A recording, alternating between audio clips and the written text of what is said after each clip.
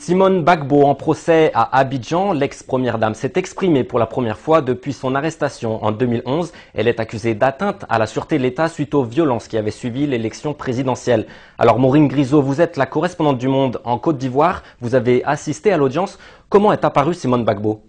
Alors Simone Gbagbo est arrivée en grande forme au tribunal d'Abidjan. J'ai pu lui parler quelques secondes avant le début de l'audience. Elle m'a dit « je vais bien malgré mon âge ». Je rappelle qu'elle est âgée de 65 ans.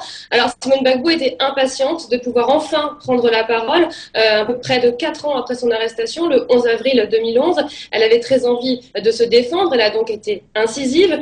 Pour elle, son époux a gagné l'élection présidentielle de 2010 et il a été chassé par Alassane Ouattara avec l'ingérence de la France et de l'ONU. Alors au début, elle était très calme pour lire son argumentaire qui était écrit sur des feuilles posées devant elle face au tribunal. Et puis le ton est monté pendant les échanges avec les avocats de l'État ivoirien parce qu'en fait, les deux parties ne peuvent absolument pas se comprendre. Et il est vrai aussi que les avocats de l'État ivoirien semblaient mal préparés, dépassés aussi par cette audience.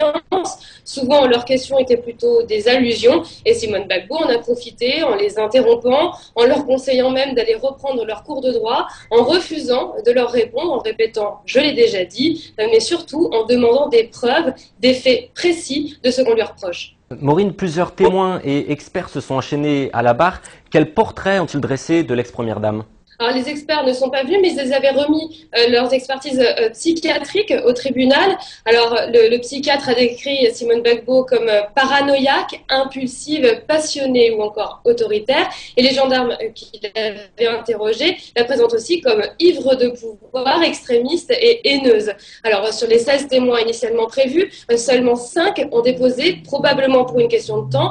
Mais en fait, sur les 5, seulement un avait un discours qui était à peu près structuré. Il a affirmé avoir vu Simone Gbagbo quelques jours avant le second tour de l'élection présidentielle déposer des caisses de Kalachnikov dans une église dans un quartier d'Abobo à Abidjan. Alors les témoignages étaient souvent imprécis et les avocats de l'État de Côte d'Ivoire ont présenté quant à eux une seule vidéo, un discours de Simone Gbagbo prononcé devant des militants, un discours très véhément à l'égard d'Alassane Ouattara, c'est vrai, mais sans en fait que les avocats parviennent à rebondir sur les termes utilisés par l'ancienne première dame et pour prouver un appel à la haine. Donc les preuves ont cruellement manqué à la partie civile et le président du tribunal n'a cessé de demander aux avocats d'avancer, de présenter des faits précis. Et on n'est pas là pour faire des incantations, a même dit Simone Gbagbo avant d'être rappelée à l'ordre. Merci Maureen.